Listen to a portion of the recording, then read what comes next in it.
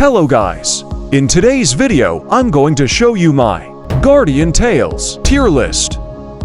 Let's start from Hero tier list for Arena. What's up? Why you stop talking? Well, it's actually complicated. What? What do you mean by that? Come on, just give us something. Okay, let me explain. Take a look at these heroes I put in S tier. Now, the first misunderstanding could happen here, because Plague Doctor, Yunha, and Beach Sahi are in S tier. Some players might think it's a good idea to use them in Arena since they are in S tier. But they forgot that every hero has party buff, and Yunha's party buff doesn't connect to other two heroes. This will make this team has poor performance.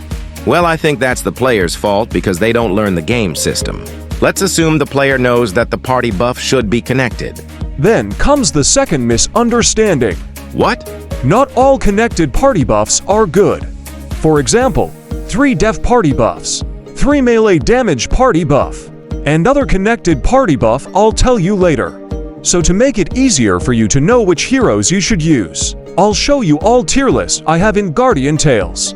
Let's start from Adventure Party tier list. These are the S tier parties in my opinion. The first one I often use them before start-summon update. All of the heroes are free and it can carry you to World 19. But the best team for adventure right now is this one. You can get Yunha and her X weapon from start-summon. Put Yunha, her X weapon into training room. Use her as the leader and you can easily clear the adventure. This is my build for this party.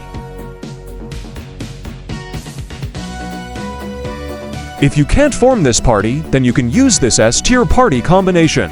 The leader is a hero who can deal high damage and can also heal or increase shield, like Kamale or Beth. A tier team combination, the leader can only deal high damage. B tier, you only use Craig as tank, or you use 2 tanks, but without Craig. C tier, you use 1 tank and is not Craig. Craig is important in adventure to make sure your heroes stay alive. D tier is any party combination but the above, like party that don't use healer or use only DPS heroes. Okay, that's it for party tier list for adventure. Don't forget, the party buff should connect to most of heroes. Alright, let's move on to the Colosseum party tier list. Let's start from Garam team in S tier. This is one of the most used team for defense in Colosseum, because this team is incredible. Garam has a fast weapon skill Regan, and it can hit to 4 enemies.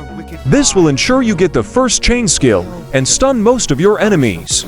And when you use 2 heroes who can heal in this party, this team will be almost unkillable. Take a look at this match. Enemies, you have my pity. Ascend. How?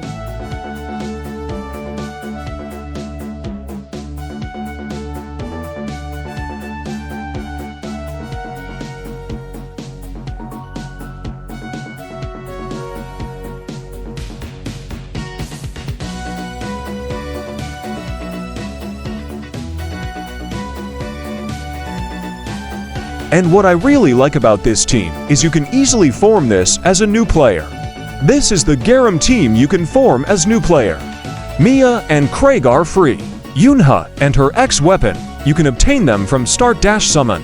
So you only need to get Garam from wishlist summon. These are the other Garam team you can use. Okay, back to the tier list.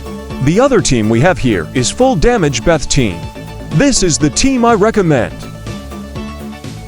Then, we have Future Princess team. These are the teams I recommend. Lastly, we have Earth team. All of these teams are good in my opinion. You can also use Estelle as leader for Earth team. There are more S tier teams for Colosseum actually, but of course, I can't show you all of them. So to make it simple, a good team for Colosseum usually has this composition. Leader has AoE weapon skill. One member has def or resistance reduction ability. The other member has ability that increase your member attack, apart from party buff, or has ability that decrease your enemy attack and their weapon skill regen. Last member is a tank or hero with damage/attack party buff. If you have this composition, your team may be in S tier, or at least in a tier. Depends on the hero's performance. Next in a tier, we have Beth team with Craig. I don't put this in S tier because it doesn't have as good performance as the teams I mentioned before. B tier, these tier contains team from old meta. C tier, teams that have good leader and connected chain skills, but has one party buff that doesn't connect to most of the heroes. D tier, you just put random heroes in your team without looking at their party buff, ability, or anything. Freaking good job! Okay, what I explained to you earlier was teams that were mostly used for defense in the Colosseum. If you want to increase your winning chance when attacking in Colosseum, these are the heroes I recommend you to have. I will explain more about Colosseum in another video. Maybe. Next, hero tier list for Arena. This is just my opinion, by the way. How good the hero is determined by how easy it is to use them and how easy it is for their weapon skill to hit the opponent. A tier hero can be S tier once you master them, and B tier hero can be a tier once you master them also. But C and D tier, I don't think they can rise to the tier above them. In Arena, I also suggest you not to use these party buff comps, because they are not good. The hero's performance is also determined by the map, so make sure you use heroes that suit the map you're on. Okay, we already talked about heroes to use in Adventure, Arena, and Colosseum. Now let's talk about the equipments. This is my shield tier list. Mirror Shield is the best unique grade shield in this game. It has weapon skill stats and good toughness stats. It's very good to use when a hero with shield is the leader in your team. Minotaur Shield is the second best shield for toughness focused build.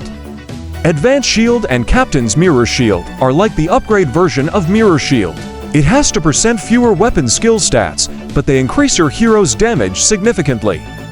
Goblin Chief Shield is the best shield for toughness focused build.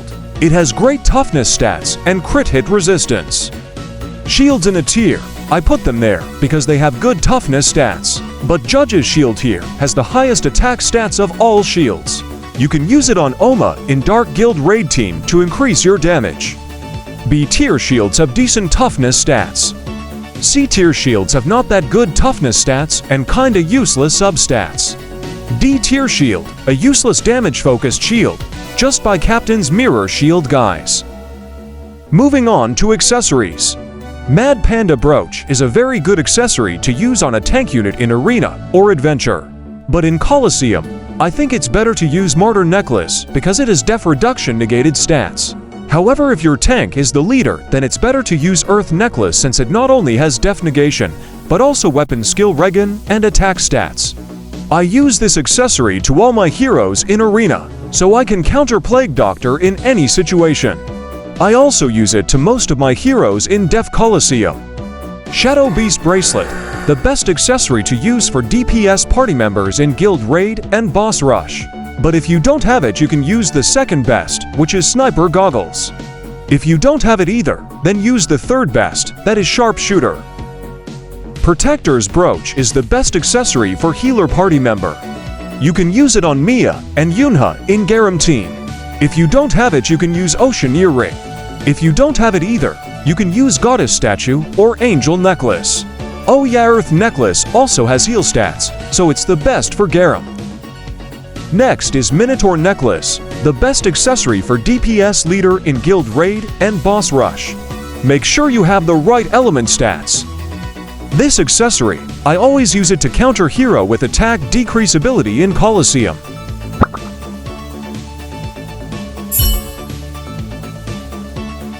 This accessory is the alternative for Mad Panda Brooch.